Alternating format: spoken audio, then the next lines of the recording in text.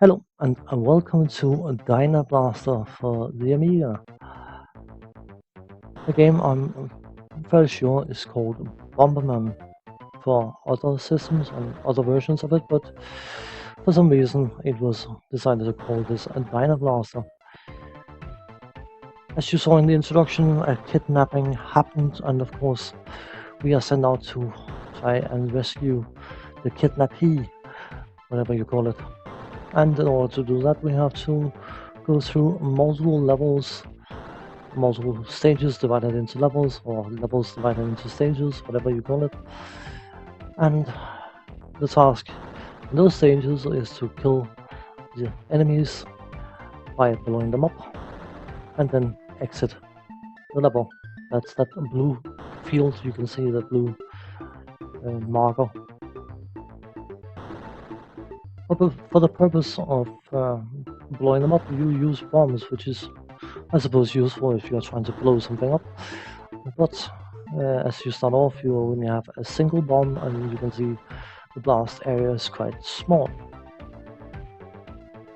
Each level will contain a set amount of enemies that needs to be dealt with, but each level will also contain one block with the exit and one block with a power-up or upgrade or bonus. And while you can go around and blow up all the blocks individually, if you kill all the enemies, the bonus block will start blinking, so you can find it much easier. So it is by and large the easiest way to approach the levels is to blow up the enemies and then get the power up indicated. But in this case, we found it ourselves, so on to the next level. We got a blast size power up, and you can probably tell this is significantly larger with just a single upgrade. The different power-ups available will be increased blast range or size if you want, extra bombs, a what's it called? Delayed blast, fireball. No, an upgrade even that will cause the bombs to be detonated by you instead of just blowing up after 3 seconds. It is useful to have it, but I don't like it because, of course, playing with a one-button joystick, you have to use the spacebar in order to detonate the bombs once you've placed them, and I honestly find it much more awkward. Just got an extra bomb, so now we got 2.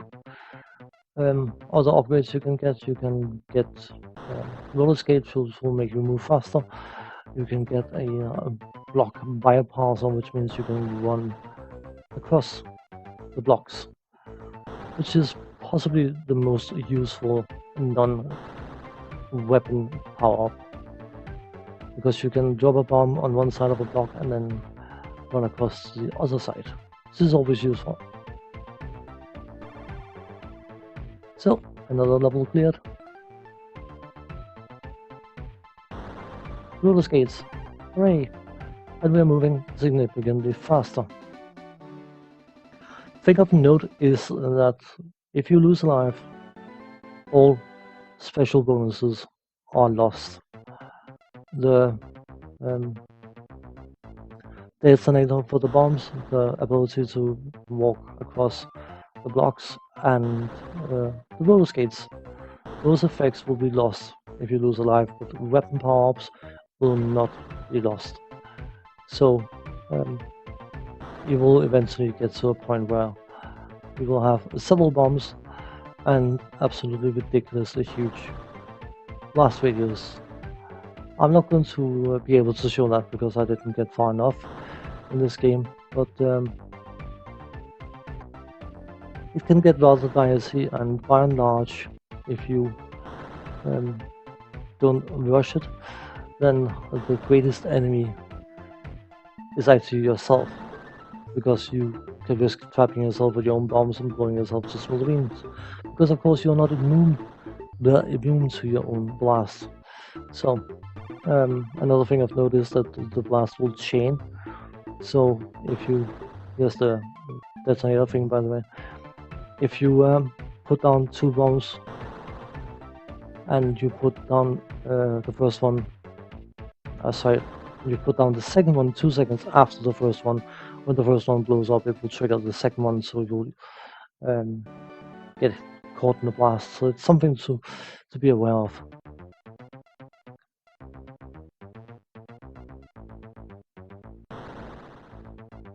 After having played 7 stages, on the 8th stage of a level, you will get into a boss fight, which we will skip to shortly. Not shortly, about a minute from now. But in those rooms, the simple objective is to kill all enemies and then exit the room, and then you progress to the next level. Each level are themed, so they are very different. Certain enemies will make reappearances.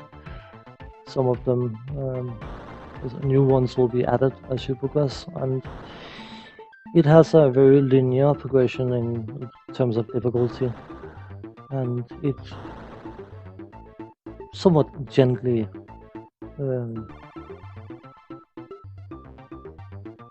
makes things slightly harder.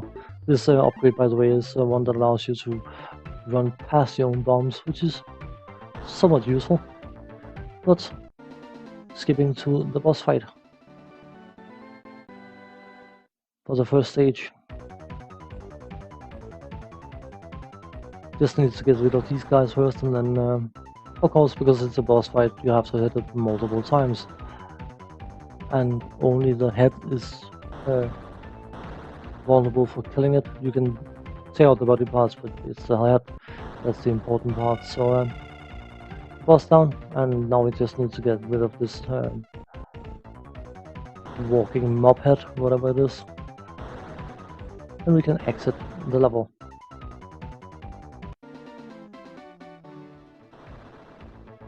Skipping forward a bit, the different enemies, they have set, or not set patterns, they actually got very random patterns that they will follow, and you'll have enemies that will home in on you and all sorts of other goodies. The kind of enemy variety you would expect from a game like this. The ones homing in on you, they will move relatively quickly, but they are relatively easy to trap with bombs, because they are chasing you. So if you put a bomb in the path leading up to you, and then you show your face and move away quickly, there's a good chance that that enemy will run into the blast. So enough about the game, I think. Let's talk about the quality of the game. There's no denying that this style of the graphics lends itself to a certain tone. Is it spectacular? No, perhaps not. It is very, very nice looking for what it's supposed to be, I would say. You have no doubt what anything is. Neither the main character, nor the enemies, nor power-ups, nor bombs, nor blocks, nor anything. So in that regard, the graphic does what it needs to do. This game would have been a very different game if it had been but ugly, which it thankfully isn't.